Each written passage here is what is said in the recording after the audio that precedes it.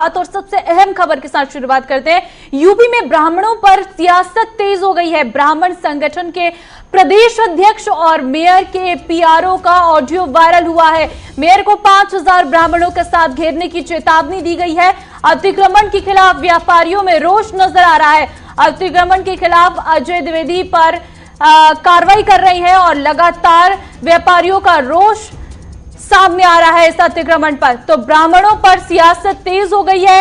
एक audio viral हो रहा है जिसके बाद ये सामने आया है कि यूपी में ब्राह्मणों पर सियासत तेज हो गया। आपको बता दें, ब्राह्मण संगठन के प्रदेश अध्यक्ष और मेयर के पीआरओ का एक ऑडियो सामने आया है जिसमें ये सामने आ रहा है कि मेयर को 5000 ब्राह्मणों के साथ घेरने की चेतावनी दी गई है। आपको बता दें, अतिक्रमण के खिलाफ व्यापारियों में भारी रोष है और अतिक्रमण के खिलाफ अजय द्विवेदी कार्रवाई कर रही हैं।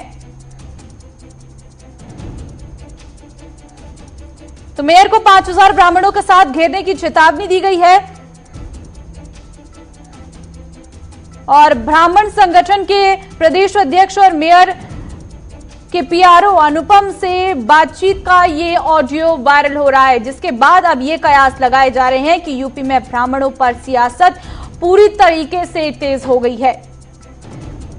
व्यापारियों की दुकान तोड़वाने को लेकर सख्त चल रहे नगर आयुक्त के खिलाफ हमलावर होते ब्राह्मण वर्ग के व्यापारी नजर आ रहे हैं। ये कहा जा रहा है पहले तो नहीं चलते थे यूं बुलडोजर, अब ब्राह्मणों के पीछे पड़े हुए हैं।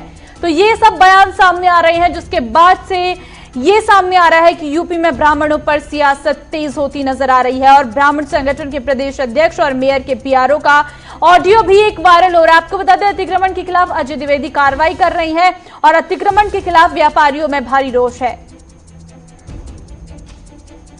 और जिस तरीके से ये ऑडियो वायरल हो रहा है, इसमें तमाम ऐसे बातचीत है जो सामने आ पा रही है, जिसके बाद ये बड़ी जानकारी सामने आ रही है।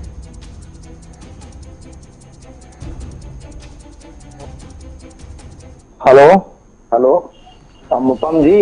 हेलो, हाँ कौन? अनुपम जी, रिंकू तिवारी बोल रहे थे। आपसे मैंने एक छोटा सा काम था, हमारे चाचा एक्सपायर हो गए थे। आपसे बताया था कि उनके कोरोना पॉजिटिव निकला, इतनी बड़ी लाइन में लगे हैं। आवाज आ रही कि नहीं आ रही? हेलो अनुपम जी, आवाज आ रही? हाँ बताइए बताइए, आई आवाज। मैंने आपसे कहा था कि हमारे चाचा जी कोरोना पॉजिटिव निकले हैं, वो एक्सपायर हो गए हैं बैसाकुंड में, आप फोन कर दीजिए। ठीक है, 4-5 घंटे हो गए, अभी तक उनका काम नहीं हुआ। हो सकता आप शायद बात करें। उसमें बता, क्या हुआ? मैंने आपसे बताया था कि उसमें मुन्ना है वहाँ का इंचार्ज, उससे बात कर लीजिए। मेरी बात हुई थी, उन्होंने स्पष्ट कहा कि अनुपम जी बहुत केस हुए। अनुपम जी, अब लग रहा आप हमको जान ही नहीं पा रहे, हम कौन बात कर रहे थे आपसे। हमने फोन किया था, आप जान नहीं पाए लग रहा। मैं ये बात कही नहीं। अनुपम जी, सुबह 4 बजे उठ के मेरे साथ को चुनाव लड़ाने जाता था, वही रिंकू तिवारी बोल रहा हूँ। अनुपम भाई, आप हमारे बड़े भाई हैं। मैं करता हूँ बात करता हूँ। ठीक है, आप देखिए, काम करिए हम लोगों का। करता हूँ, तुरंत कर रहा हूँ। यहाँ पे दुकानदार लोग ट्राई कर रहे हैं, किसी बिल्डिंग तोड़ दी गई, किसी दुकान तोड़ दी गई। आए दिन यहाँ पे रोज हमको झेलना पड़ रहा है। कार्यकर्ता दुखी हो जाएगा तो सब कुछ दुखी हो गया है। सुना सुनील शर्मा भी मेयर थे, उनके पास आप 10 साल रहे हैं। आज व्यापारी से लगा के दुकानदार तक परेशान है, आप सोच लीजिए। आज व्यापारी से दुकानदार तक परेशान है रोड का। मतलब हम लोगों के काम ही नहीं होंगे। हम लोग मतलब जो उन्हें रिक्वेस्ट कर रहे हैं तभी काम नहीं होंगे हमारे। अरे आप ऐसी बात कर रहे हैं, काम नहीं होंगे? नहीं, अनुपम जी, कल मैं आऊंगा मेरे साथ से बात करने। मैं कल आऊंगा। मैंने आपसे कहा, आपने पलट के फोन क्यों नहीं किया हमें? किसको फोन नहीं किया? मैंने बताया मैं रिंकू तिवारी। मेरी बात जी, मैंने कहा रिंकू तिवारी बोल रहा हूँ। आपने मेरे बात का सम्मान नहीं रखा। कमाल की बात कर रहे हैं आप ही। क्या किसी ने मुझसे बात किया और मैंने आपने रिंकू तिवारी ने बात किया है। रिंकू तिवारी ने आपसे, जिन्होंने मेरे हाथ के लिए खून पसीना बहाया है, वही रिंकू तिवारी बोल रहा है। आपके यहाँ से किसी और से भी मेरी बात हुई है और उन्होंने जब मुझे ये प्रॉब्लम बताई है, तो जिनसे आपने बात किया है वो अंकित पांडे हैं, युवा मोर्चा के पूर्व नगर उपाध्यक्ष। हाँ, तो उनसे मैंने बताया था कि मैंने तुरंत बोल दिया है सूर्य विक्रम सिंह को। उन्होंने कहा कि अनुपम जी मैं मैनेज करता हूँ, कोशिश करता हूँ कि करूंगा। बॉडी बहुत सारी आई है, यानी हम लोगों का काम नहीं, अच्छा बताइए, हम लोगों का काम नहीं, हम लोग ये तमाशा देखने के लिए हैं, बताइए आप। ऐसा तो कोई बात नहीं है। आप मुझे अब फोन कर रहे हैं ना इस बात को? मैं इसलिए कर रहा हूँ, 6 घंटे बाद इंतजार करने के बाद मैं फोन कर रहा हूँ आपको। तो मैं अभी बात कर रहा हूँ तुरंत उनसे। फिर अनूप सिंह हमारे संवाददाता इस वक्त सीधे हमारे साथ जुड़ गए। अनूप, ये जो ऑडियो वायरल हो रहा है, सबसे पहले तो इस ऑडियो का मतलब समझाइए, क्या दिक्कत है, कहां पर दिक्कत आ रही है और क्या ये पूरा मामला है?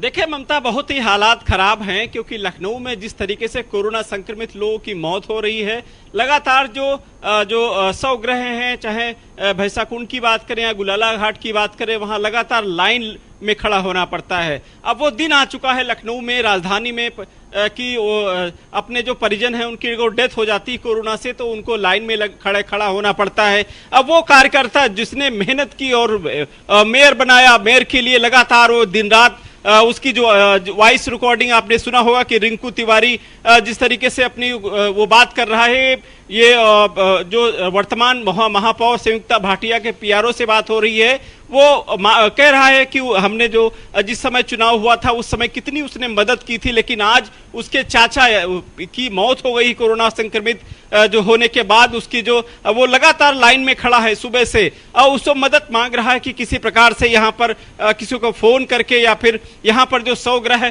में जो ढीला ढेवाली चल रही है उसको कहीं ना कहीं संज्ञान लिया जाए। लेकिन उनके जो संयुक्ता भाटिया के पीआरओ हो लगातार आपने देखा किस तरीके से बात कर रहे हैं, हाँ कह दिया है उससे बात कर लो। तो क्या ये जो आवाज थी ये मन की आवाज है, हृदय की आवाज है, जनता की आवाज है?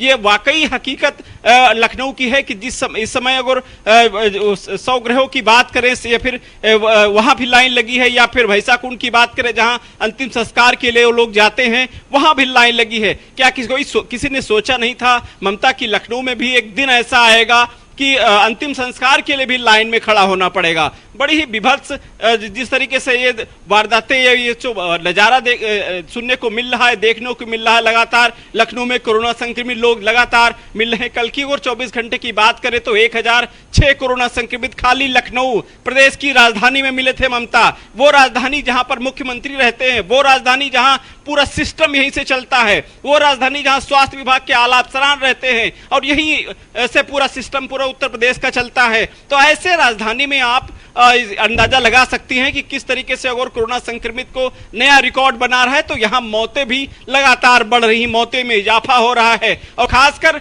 वो सोचो घड़ी कैसी होगी जो अपने जो उनकी डेथ हो जाती है और वो परिवार के लोग उनको छू नहीं पाते हैं। ये ऐसी महामारी है, ऐसे लोग हैं, ऐसी समस्या है। तो ऐसे में अगर किसी को मदद की आवश्यकता होती है तो नेता किस तरीके से काम कर रहे हैं, उनकी जो आवश्यकताएं हैं, क्योंकि जनता ने चुनकर भेजा उनको, जनता ने कुर्सी दी, जनता ने रुतबा दिया, लेकिन आज उसी जनता का और कोई काम पड़ता है तो आप सुन सकते हैं कि किस तरीके से एक जनता की फरियाद है। ये तो एक ऑडियो वायरल हुआ है, लेकिन आम जनता जो जिसका कोई नहीं होता, जो सिर्फ एक वोट डालने जाते हैं, जो सिर्फ एक ये समझते हैं ये महापौर हैं, ये विधायक हैं, ये एमपी हैं, ये मुख्यमंत्री हैं, उनकी क्या हालात हो गए, उनकी क्या समस्याएं हुई, क्या वो दिन भर लाइन में खड़े रहते हैं? ऐसे हालात है ममता, वाकई बहुत ही विभत्स। अगर इस पर जितना भी चर्चा की जाए उतना कम है, लेकिन बहुत अच्छे हालात नहीं कहे जा सकते क्योंकि वो दिन आ चुका है। अब अपने परिजन अगर किसी की डेथ हो जाती है तो आपको लाइन में खड़ा होना पड़ेगा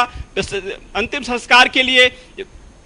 ममता बिल्कुल। अनूप, एक और बात सामने आ रही है कि मेयर को 5000 ब्राह्मणों के साथ घेरने की चेतावनी है। इन शब्दों में कितनी सच्चाई है?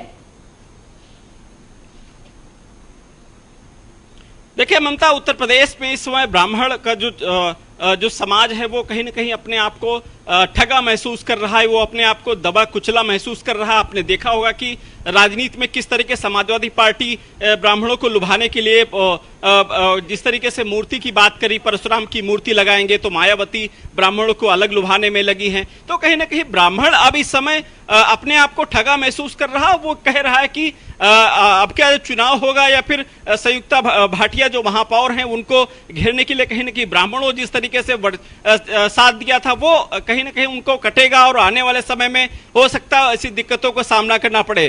तो कहीं ना कहीं ममता वो जो आवाज है वो कहीं ना कहीं ब्राह्मणों को जिस तरीके से उनका काम नहीं हुआ तो वो नाराज हो गए। वो चूंकि ब्राह्मण संगठन से आते हैं तो उनका ये भी मानना है कि करीब 500 ब्राह्मण उनके पास पहुंचेंगे, वो यानी कहीं ना कहीं वो अपनी शक्ति का भी प्रदर्शन कर रहे हैं। रिंकू तिवारी की मेरे पास जो संगठन में 500 ब्राह्मण हैं, कहीं ना कहीं वो शक्ति का प्रदर्शन भी उस बात को ऑडियो से वायरल हो रहा है। तो कहीं ना कहीं ये देखा जा सकता ममता की ऐसे हालातों में इस समय चाहे नेताओं की बात करें तो जनता की मदद करनी चाहिए, क्योंकि इस समय सब परेशान है, आम जनता परेशान है, और स्थिति बेहद चिंताजनक है। चलिए, तमाम जानकारी देने के लिए